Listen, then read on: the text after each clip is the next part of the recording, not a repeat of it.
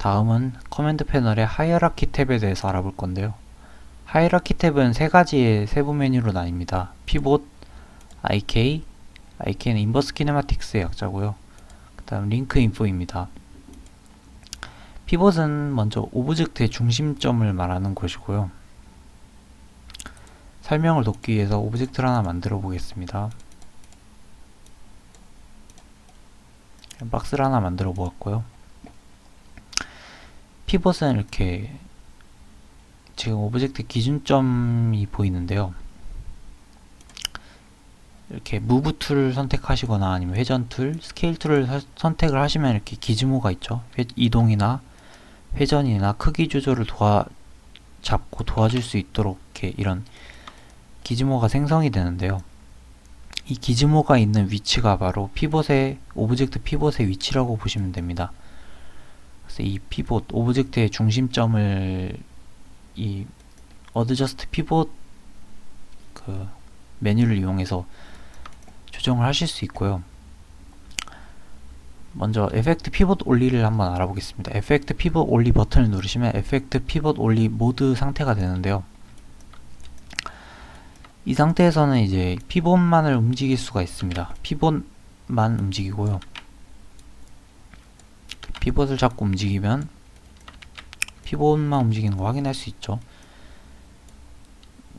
오브젝트 중심점을 왜 이동하냐 하면은 이제 나중에 아시게 되겠지만 이런 식으로 지금 제가 에펙트 피봇 올리 모드를 버튼을 눌러서 다시 눌러서 그 모드를 껐습니다. 이 상태에서 회전을 하시면은 그 피벗을 중심으로 회전을 하는 거 볼 수 있고요.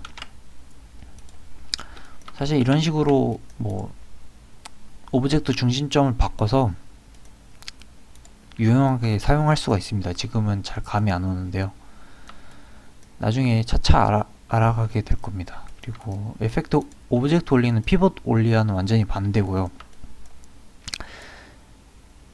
이거는 피벗은 가만히 있고 오브젝트만 움직일 수 있는 상태입니다. 피벗 올리와 어떤 게 차이가 있는지 한번 보시고요. 피벗만 움직이죠. 오브젝트 올리는 오브젝트만 움직입니다. 그리고 이제 이거 항상 에펙트 오브젝트 올리 모드나 에펙트 피봇 올리 모드를 쓰신 상태에서는 끄셔야지 이 피봇이 따라오지 않겠죠. 그래서 그런 오브젝트의 피봇, 그러니까 중심점을 수정하거나 이동할 수 있는 모드를 알아봤고요. 그 다음 에펙트 하이어라키 올리인데요. 에펙트 하이어라키 올리는 사실 잘 쓰이는 기능은 아닙니다. 저도 한 번도 안 쓰는데요. 하이라키는 이제 계층 구조다 보니까 제 오브젝트가 많이 있고 계층 구조를 만들어야 됩니다. 제가 한번 만들어 보겠습니다.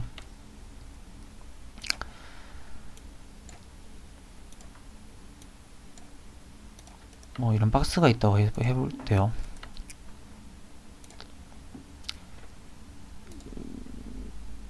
계층 구조,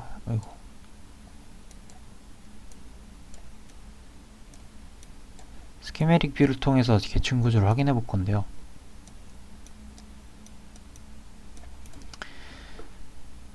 박스 한번 이름을 정해 봅시다. 이름을 정하는 습관이 중요합니다. 노란색 박스, 연두색 박스, 파란색 박스 이렇게 정해봤습니다. 파란색 박스가 가장 부모가 될 거고요. 연두색 박스는 파란색 박스의 자식, 노란색 박스는 연두색 박스의 자식이 될 겁니다. 그러니까 파란색 박스가 최상위 부모고요. 노란색 박스가 최하위 자식이라고 보시면 됩니다. 그런 식으로 한번 링크 관계를 만들어 보겠습니다. 이렇게 만들어졌고요. 저번에 설명했듯이 링크 이 도구를 설명할 때 설명을 해드렸죠. 이렇게 부모-자식 관계가 만들어졌고요. 지금 이 상태에서 다시 에펙트 하이어라키 올리 모드 버튼을 선택을 하시면은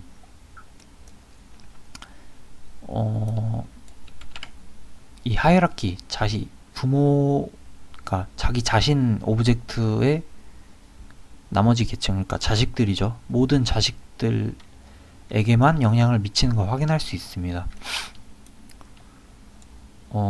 사실 무브 툴은 에펙트 하이라키 원리 모드에서 작동을 하지 않고요. 무브 툴은 켜나 끄나 상관이 없습니다. 회전 툴하고 스케일 툴만 작동을 하는데요. 한번 껐을 때랑 켰을 때를 한번 비교해 보시면 이제 느낌이 오실 겁니다. 이게 껐을 때고요. 부모의 그 회전값에 따라서 모두 같이 따라서 움직이고요. 하이라키 원리를 모드 버튼을 누르신 상태에서는 보시면 자기 자신은 가만히 있고 나머지 자식들도 회전은 안 하면서 이렇게 그 부모 포지션 기준으로 이렇게 회전만 하죠. 스케일 툴도 마찬가지고요. 껐을 때랑 켰을 때랑 차이점을 한번 확인해 보시기 바랍니다. 그리고 이제 얼라인먼트인데요. 얼라인먼트는 이제 정렬입니다. 이 얼라인먼트는 버튼이 지금 활성화가 안 돼 있죠. 얼라인먼트는 이제 에펙트 피봇 올리 모드랑 에펙트 오브젝트 올리 모드에서만 작동을 하는데요. 에펙트 피봇 올리 모드 버튼을 누르시면 이제 얼라인먼트가 활성화가 되고 세 가지 메뉴가 있습니다. 센터 투 오브젝트는 이 피봇을 그 오브젝트의 그 부피의 가장 가운데 중심점에 피봇을 이동을 시키는 거고요. 얼라인 투 오브젝트랑 얼라인 투 월드는 이제 그 피봇의 회전 값을 정리를 하는 겁니다. 얼라인 투 오브젝트를 누르시면 그 오브젝트의 좌표에 맞게 정렬이 되고요. 월드를 하면 마찬가지로 이 월드 좌표, 지금 이 그리드 보이시죠? 그 좌표에 맞게 정렬이 됩니다. 지금 사실 그 두 개는 차이가 없어요. 왜냐면 이 오브젝트 좌표랑 월드 좌표랑 똑같이 맞거든요. 그래서 오브젝트를 살짝 기울여 보겠습니다. 이 상태로 얼라인 투 오브젝트를 하게 되면 그 오브젝트에 맞게 이 그 피봇의 좌표가 바뀌었죠. 방향이 바뀌었죠. 보는 방향이. 근데 왜 적용이 안 되냐 이렇게 질문하실 수 있는데요. 지금 또 월드 좌표죠. 이걸 껐을 때는요. 그때는 여기 뷰, 지금 레퍼런스 코디네이트 시스템이 뷰 모드라 그랬는데요. 뷰는 이 월드를 기준으로 합니다. 그래서 사실 오브젝트 좌표계가 수정이 돼도 이 기준은 그대로입니다. 보시면 이걸 로컬 좌표로 바꾸셔야지 저희가 여기서 세팅했던 그 기즈모가 보는 방향, 그러니까 피봇이 보는 방향이 적용이 되고요. 얼라인 투 오브젝트랑 월드랑 이런 차이가 있습니다. 그래서 이 로컬 모드에서만 이게 적용이 되고요. 이거는 로컬 축도 보이고 월드 축도 보이는데 여기서 만든 축을 사용하려면 로컬로 가셔야지 저희가 수정한 그 축을 사용할 수 있다는 점 염두에 두시면 됩니다. 그리고 이런 게 있고요. 얼라인 투 월드는 아까 말했듯이 그 월드 좌표계에 정렬이 되는 겁니다. 리셋 피봇은 그 피봇 이 오브젝트가 처음 만들어질 때 그 가장 공장 출하 상태의 그 피봇의 위치를 다시 돌리는 겁니다. 처음 상태로요. 오브젝트 처음 만들 때 상태요. 자, 지금 처음 만들 때 상태죠.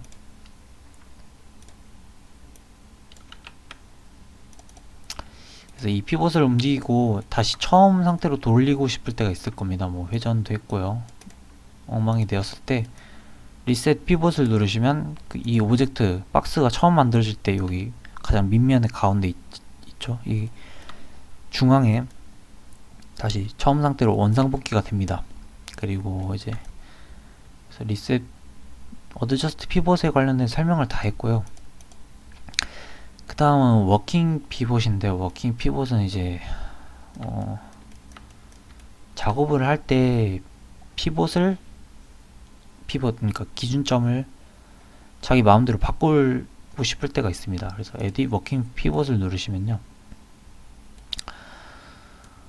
자기가 원하는 기준점에 피봇을 놓고 Use Working Pivot을 누르시면 이 피벗을 기준으로 작업을 할 수 있습니다. 이런 박스들을 선택을 하고요. 지금 보시면 회전을 하면 제가 만든 워킹 피벗을 기준으로 회전이 되고요. 사실 이동은 차이가 없겠죠.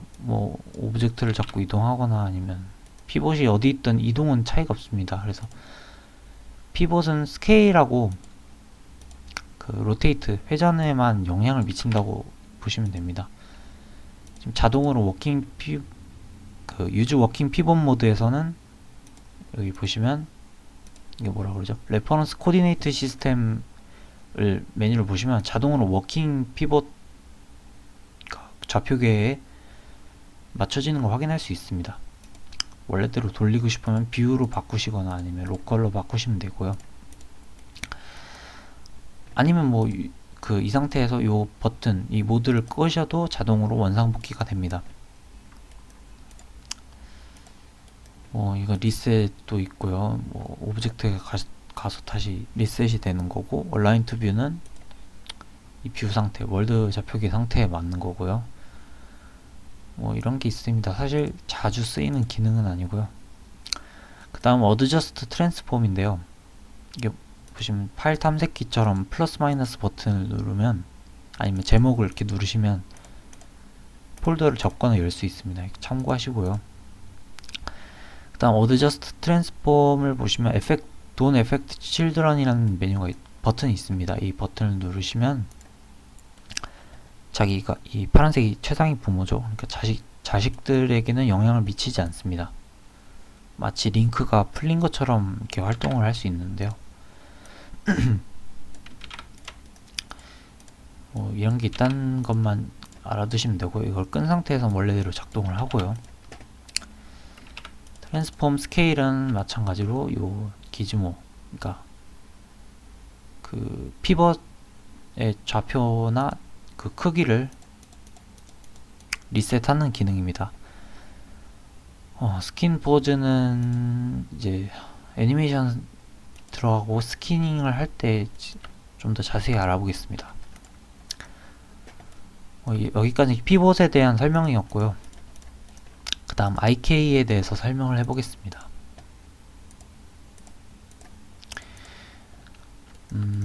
IK는 그 인버스 키네마틱스라 그래서 역 운동하기라 그러죠. 역 운동하기라 그러는데, 이것도 사실 애니메이션 과정에 들어가서 좀 더 자세히 설명을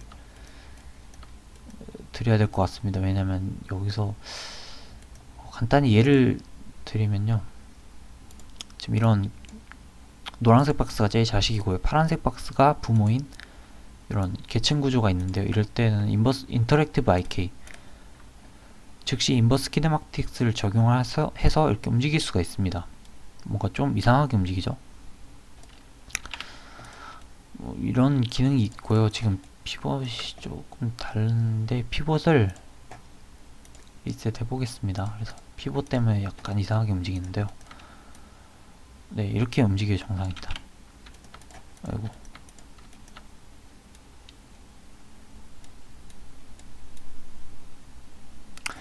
이런 식으로 제 인버스 키네마틱스는 이제 기계나 아니면 생명체, 관절 같은 걸 표현할 때 주로 사용하는 기능이고요. 나중에 애니메이션 들어가서 본이나 이런 그 바인딩을 할 때 좀 더 자세히 다룰 겁니다. 지금은 사실 설명을 해도 잘 이해가 될지는 모르겠는데 한번 설명을 해보겠습니다. 인터랙티브 IK는 그렇게 즉각적으로 이렇게 IK를 확인할 수 있는 도구고요. 좀 회전이 약간 엉망인데 그대로 돌리고 한번 해보겠습니다. 이런 식으로 IK를 직접 확인할 수 있고요. 어플라이 IK는 사실 그 바인드가 돼 있어야 됩니다. 오브젝트에 바인드가 돼 있어야 되는데, 더미를 한번 만들어 보겠습니다.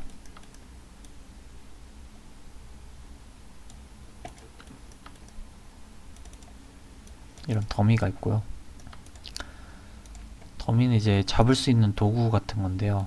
사실 이건 오브젝트가 아니고 그냥 단순 도와주는 도구입니다. 그래서 이 최하위 자식인 노란색 박스를 눌러서 바인드로 더미를 한번 이렇게 바인딩 해 보겠습니다. 그럼 이 더미가 바인드가 되었죠. 그럼 이 노란색 박스는 바인드된 오브젝트인 이 더미를 기준으로 움직여야 되는데 지금 인터랙티브 IK가 꺼져 있죠. 보시면 이 박스를 바라보면서 이동을 하고 있죠. 이 박스가, 그러니까 이 노란색 박스가 이동할 수 있는 범위 내에서는 이 더미를 따라가는 걸 볼 수 있습니다. 바인드된 오브젝트를요. 이런 기능이 있고요. apply IK를 누르시면 이제 바인드가 된 상태에서요. 오브젝트를 따라가는 오브젝트가 바인드가 됐는데요. apply IK는 이제 애니메이션이 담겨 있어야지 이제 보여드릴 수 있는데요. 100프레임 되는 애니메이션이 있다고 하면 이렇게 움직였습니다. 그러면은 키가 잡혔죠. 그럼 이 노란색 박스가 apply 인터랙티브 IK를 끄고 apply IK를 누르시면 이렇게 빌드가 됩니다. 그러니까 구워지는 거죠. 나머지 오브젝트들도, 딸린 오브젝트들도 다 키프레임, 이게 키프레임인데요. 키프레임이 다 하나하나 구워져서 이렇게 움직이는 거 확인할 수 있습니다. 애니메이션을 만들 때 사용하는 거고요. 클리어 키 하면은 이제 키가 제거가 되고요. 원래 있던 키가 제거되고요. 덮어 씌워진 기능입니다. 그리고 업데이트 비포트는 이제 apply IK를 하면서 그 과정을 눈으로 직접 볼 거냐 뭐 이런 옵션이고요. apply only to 키는 이제 키로만 이제 이거 베이크를 할지, 사실 이건 자주 쓰이는 기능은 아닙니다. 인버스 키네마틱스 자체가요. 스타트 엔드는 이제 애니메이션 처음 시작부터 몇 가지 베이킹을 할지 정하는 옵션이고요. 사실 이런 파라미터들도 어떤 오브젝트를 선택하거나 아니면은 그 오브젝트의 모션이 컨트롤러가 어떻게 잡혀 있느냐에 따라서 다릅니다. 예를 들어서 지금은 이렇게 로테이션 조인트밖에 없는데요.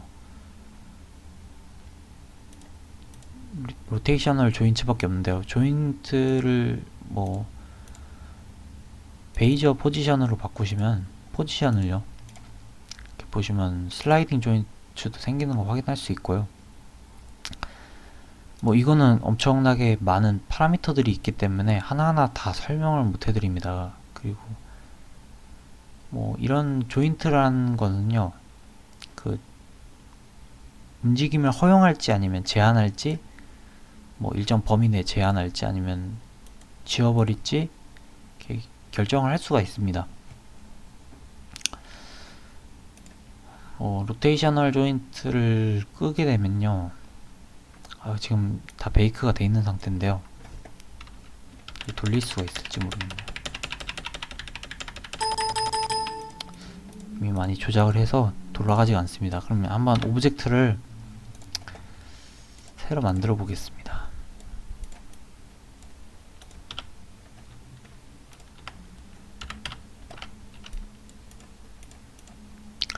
간단하게 박스 1이 박스 2를 따라가고요.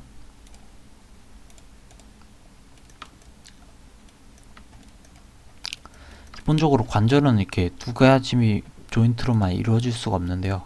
세 가지를 만들어야 됩니다. 그러니까 뼈가, 이 초록색이 연골이라고 생각하시면 되고요. 요 사이사이가 뼈라고 보시면 됩니다. 그래서 사실 뼈 하나가 있으면 관절이라고 하기는 좀 그렇죠. 그래서 인버스 키네마틱 인터랙티브 IK를 적용을 하시면요, 아까처럼 움직이는 거 확인할 수 있고요. 지금 이 오브젝트를 한번 로테이셔널 조인트를 한번 꺼보겠습니다. 다 꺼보면요, XYZ 다 바꿔보면 회전이 안 되죠. 이상하게 움직이죠. 왜냐면 이게 가만히 있기 때문인데요.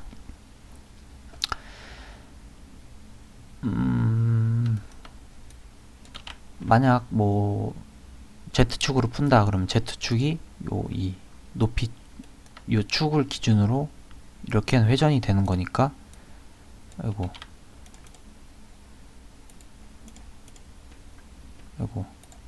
이 박스를 클릭하고 Z축을 활성해야죠. Z축으로 움직이고요. 뭐 이렇게 움직이고요. X축을 활성화했다면은 X축으로만 움직입니다. X축으로 안 움직이죠. 왜냐면 네, 이렇게 X축으로만 움직이는 거 확인할 수 있습니다.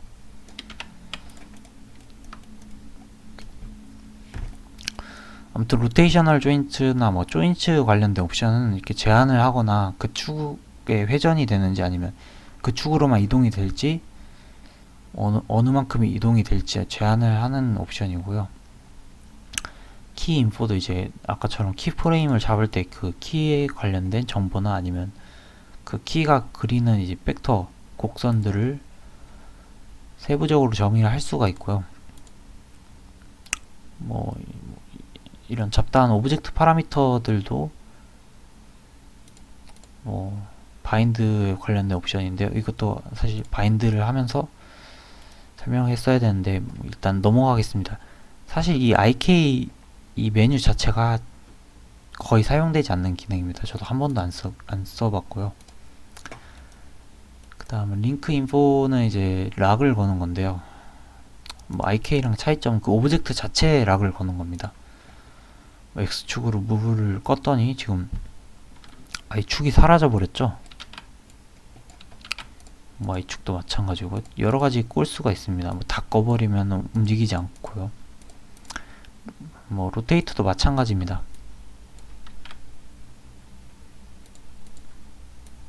로테이트는 움직이네요.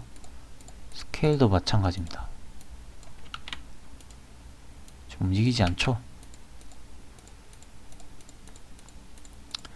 로테이트는 약간 버그 같습니다. 지금 움직이네요. 아무튼 그런 링크 인포에는 그 각 오브젝트 링크에 락을 건다고 보시면 되고요.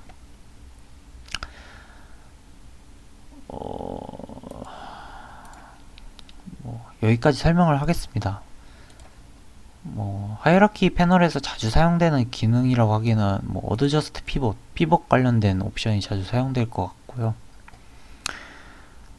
나머지 전부 다 거의 사용을 안 할 겁니다. 아마 당분간은요. 모델링을 하면서 거의 사용되지 않는 기능입니다. 다음에는 모션 탭에 대해서 설명을 할 것이고요. 좀 오늘 설명이 길어졌는데요. 모션 탭에 대해서 설명을 할 것이고, 이번 하이어라키 탭에 대해서는 여기까지 강의를 마치겠습니다. 감사합니다.